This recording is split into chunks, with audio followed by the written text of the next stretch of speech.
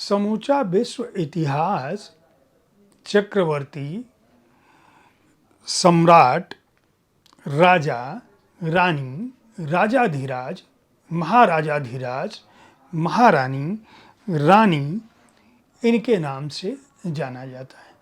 लेकिन उसी इतिहास में कुछ ऐसे भी राजे रजवाड़े रहे हैं, कुछ ऐसी भी रानियां रही हैं, कुछ ऐसे भी महाराजा रहे हैं जिनके नाम के साथ सम्मान के ऐसे संबोधन सुनाई पड़ते हैं जिन्हें सुनना सामान्य तौर पर चौंकाता है आज के समय में भी। अहिल्याबाई होलकर ऐसी ही एक महारानी थी जिनके नाम के साथ देवी, पुण्य श्लोक, लोकमाता, राष्ट्र सेविका, माँ जैसे संबोधन लगते हैं। क्या थी इसकी वजह? क्यों अहिल्याबाई होलकर का नाम आज भी इतने सम्मान के साथ लिया जाता है, मैं अभी बताता हूँ। नमस्कार, आप देख रहे हैं साहित्य तक बुक कैफे का एक दिन एक किताब कार्यक्रम, और आज मैं जिस पुस्तक के साथ उपस्थित हूँ उसका नाम है राष्ट्र सेविका माँ अहिल्याबाई होलकर। निखिलेश महेश्वरी इसके लेखक हैं। निखिलेश महेश्वरी शिक्षा जगत के एक जाने माने नाम हैं। इससे पहले उनकी नर्मदा परिक्रमा, एक स्मरणीय यात्रा, राष्ट्रीयता के अमृत पुष्प और राष्ट्र ऋषि डॉक्टर बाबा साहेब भीमराव अंबेडकर जैसी पुस्तकें प्रकाशित हो चुकी हैं। यह पुस्तक उन्होंने अहिल्याबाई होलकर के जीवन पर लिखी है, उनकी जीवनी लिखी है, और इस बात को बताने की कोशिश की है कि दरअसल अहिल्याबाई होलकर को भारतीय इतिहास में इतना सम्मानजनक स्थान इसलिए मिलता है क्योंकि उन्होंने जिन स्थितियों में मालवा का शासन तंत्र संभाला था वह अपने आप में अद्भुत था। एक सामान्य परिवार में, गरीब परिवार जिसे कह सकते हैं, जन्म लेकर अपनी बुद्धि के बल पर उस दौर में अहिल्याबाई होलकर ने न केवल अपने इष्ट शिव की आराधना की बल्कि शिक्षा पाने की कोशिश की।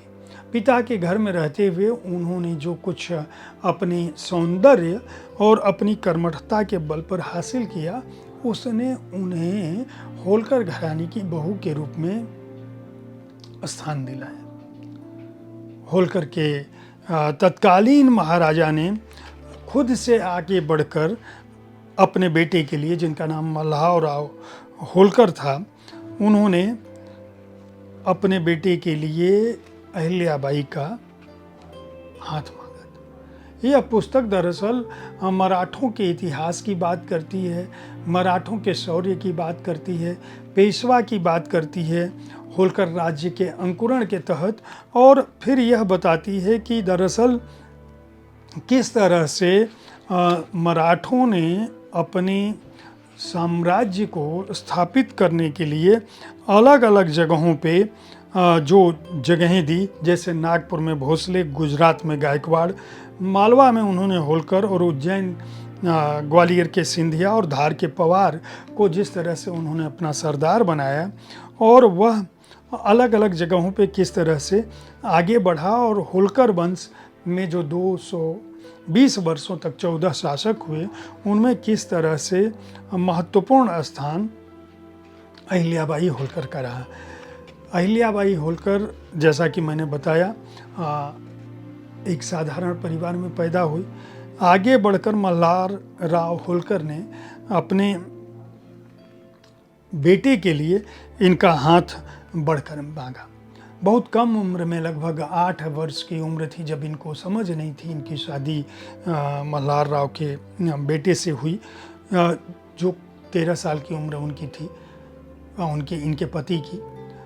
जब ये ससुराल आई 8 वर्ष की, उस समय बाल विवाह हो जाते थे। 8 वर्ष की बच्ची को कितनी समझ होगी, लेकिन इन्होंने अपने ससुर के साथ मिलकर न केवल तलवारबाजी, घुड़सवारी और दूसरे काम सीखे, बल्कि जब ये परिवार में शादी होके आई तो उस समय ये साधारण पृष्ठभूमि की थी, जबकि ससुराल जो है वह होलकर वंश जो कि उस समय स्थापित हो चुका था और जिसकी अपनी स्थिति समाज में बहुत अधिक थी।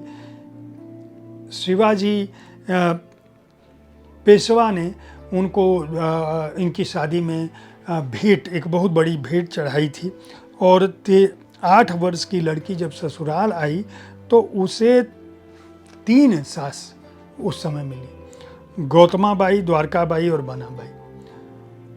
किस तरह से इन्होंने परिवार का पालन पोषण किया। कई उपपत्नियां भी इनके ससुर के पास थी, यानी ये सास तो थी ही, इनके अलावा भी और स्त्रियां थी जिनको 8 वर्ष की उस बच्ची ने उन सबका दिल जीता। और जब ये थोड़ी गर्भ में एक पुत्र और पुत्री को जन्म दिया, उसी दौरान इनके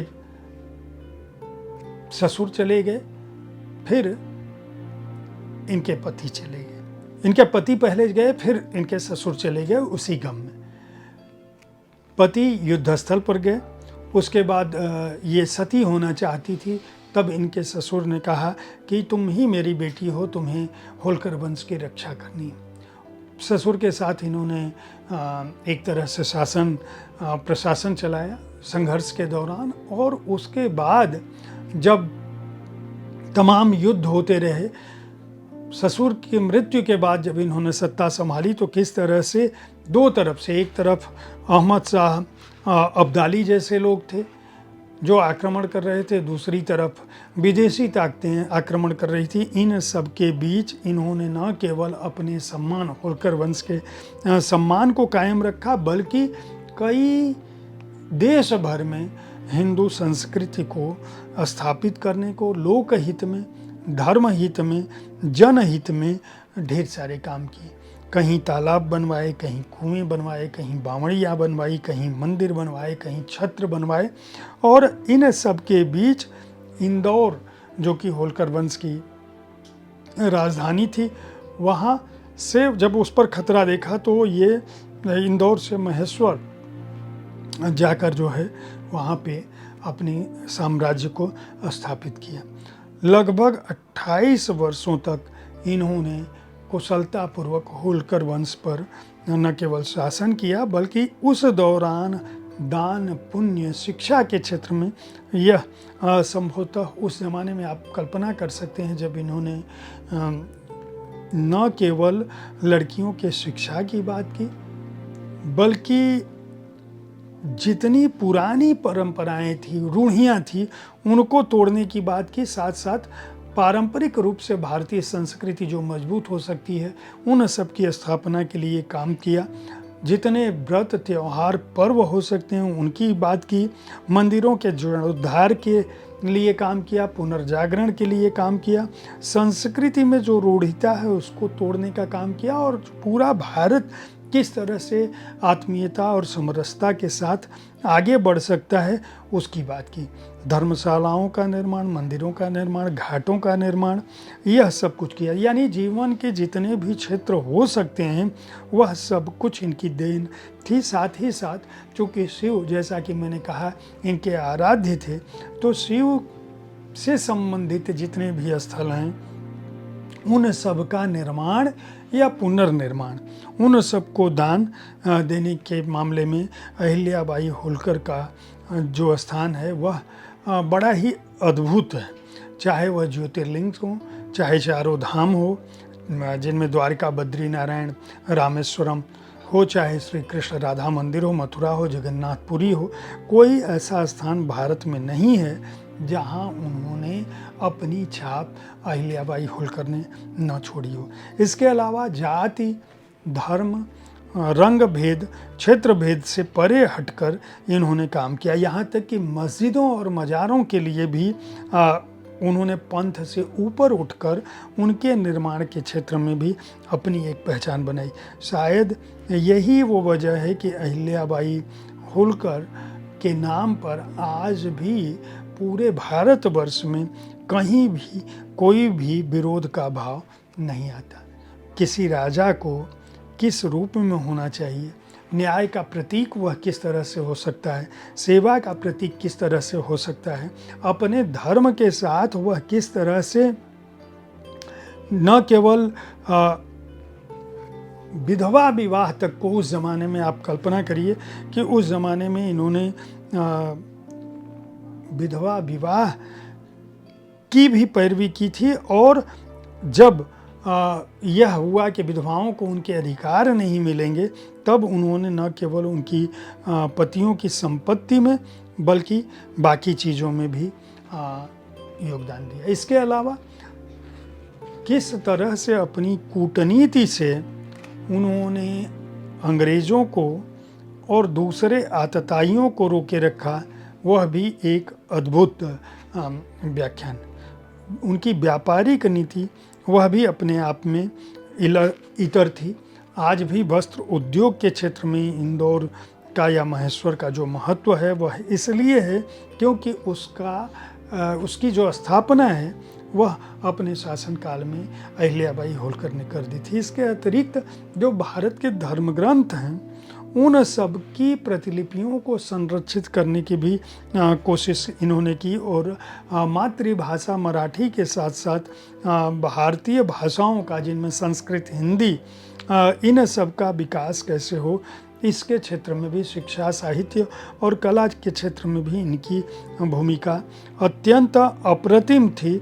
स्त्री सम्मान की बात हो, चाहे वह भारतीयता की बात हो, शायद यही वजह है कि पंडित जवाहरलाल नेहरू जैसे व्यक्ति ने भी भारत एक खोज में वे जो है अहिल्याबाई होलकर के अपने महत्व को बताना नहीं भूलते हैं।